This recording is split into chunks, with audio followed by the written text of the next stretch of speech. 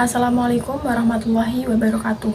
Sebelumnya, perkenalkan nama saya Nurul Komariah, NIM 2330310050 dari program studi tasawuf dan psikoterapi kelas B1 TPR. Di sini saya akan menjelaskan hasil rincian atau hasil ringkasan dari video YouTube kajian Ramadan Zuhurul Fuqaha Kitab Uyubun Nafsi ke-15. Video ini saya buat untuk memenuhi salah satu tugas mata kuliah studi teks tasawuf. Mengobati iri hati. Terdapat penyakit yang sulit sekali untuk diobati, bahkan penyakit ini masih terbawa sampai mati jika kita tidak benar-benar serius untuk mengobatinya.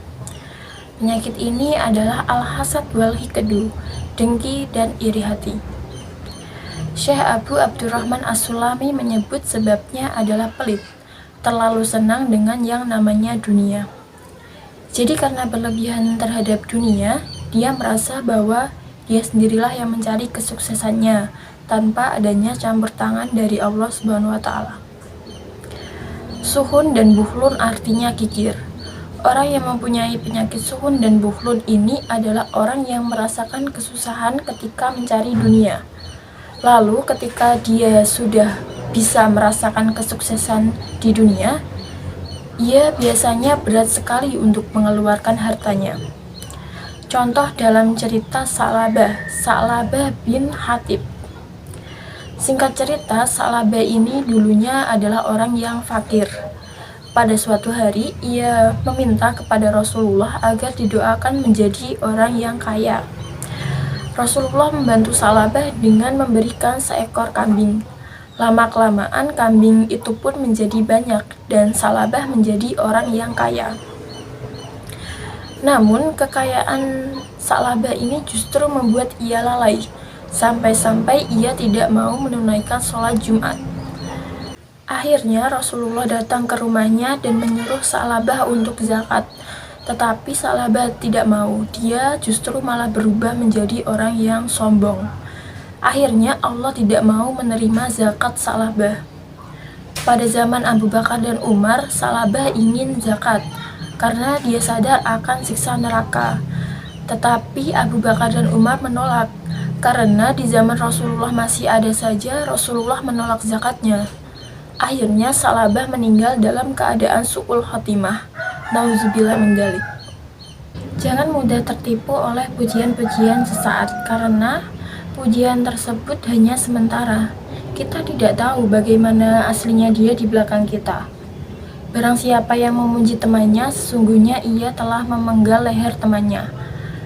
Karena memuji teman itu menjadikan teman kita menjadi terlena. Orang yang iri hati harusnya sadar mengapa sampai berani iri kepada orang lain. Karena berarti ia telah menentang Allah. Semua yang terjadi sudah menjadi takdir atau ketetapan Allah. Hasud adalah mengharapkan hilangnya kenikmatan orang lain yang sudah diberikan oleh Allah. Hasud ini sangat dilarang karena banyak musibah dan bahaya di dalam hasud tersebut. Yang pertama, hasud menyebabkan penyakit dalam diri. Orang hasud itu akan merugikan dirinya sendiri. Dalam ilmu kedokteran, penyakit itu disebabkan oleh hatinya sendiri. Orang yang sudah berkepanjangan iri hati nantinya akan mudah terkena penyakit liver, hati membengkak, hati rusak, dan lain sebagainya. Orang yang mempunyai penyakit iri terus-menerus nantinya akan memiliki penyakit gagal jantung, serangan jantung, gagal ginjal, dan lain sebagainya. Terbukti secara ilmiah, iri hati justru memakan diri kita sendiri. Jika orang selalu membiarkan dirinya iri, sama saja dengan menuangkan racun di dalam tubuhnya. Yang kedua, hasud menyebabkan turun derajat. Orang yang hasud itu pasti menjengkelkan dan tidak mengenakan temannya. Yang ketiga, hasud bisa menyebabkan permusuhan. Hasud menyebabkan penggunjingan, adu domba, mendolimi, bahkan sampai mencuri dan membunuh. Sebelum mencari obat untuk menangani hasud, kita harus tahu dulu apa penyebab dari hasud tersebut. Pertama, karena marah-marah. Dari amarah jika diterus-teruskan akan mudah hasud dengan temannya. karena kita marah dengan keadaan kita membenci orang lain. Maka cara menangani hasud yaitu jangan berlomba-lomba hanya di dunia, berlomba-lombalah untuk akhirat.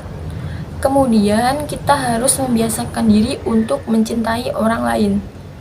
Yang kedua, penyebab hasud adalah merasa mulia, merasa lebih mulia daripada orang lain. Cara mengobatinya yaitu dengan mendoakan orang lain agar terus menjadi orang yang baik. Membiasakan diri mendoakan orang lain agar nikmat yang diterima orang lain itu berkah. Dengan begitu Allah akan menata hati kita agar tidak selalu merasa lebih mulia. Karena doa yang baik untuk orang lain akan kembali untuk diri kita sendiri. Yang ketiga, penyebab hasud adalah karena cinta kepemimpinan. Cara mengobatinya adalah dengan menerima takdir. Yang keempat, karena memang hatinya buruk. Solusinya adalah selalu beribadah, berzikir, membaca Al-Quran, dan jangan sibuk dengan urusan orang lain. Solusi hasud yang efektif ialah mencari kesibukan yang halal agar tidak sibuk mengurusi kehidupan orang lain. Cukup sekian yang dapat saya sampaikan. Apabila ada kesalahan dan kekurangan, saya mohon maaf. Terima kasih atas perhatiannya. Wassalamualaikum warahmatullahi wabarakatuh.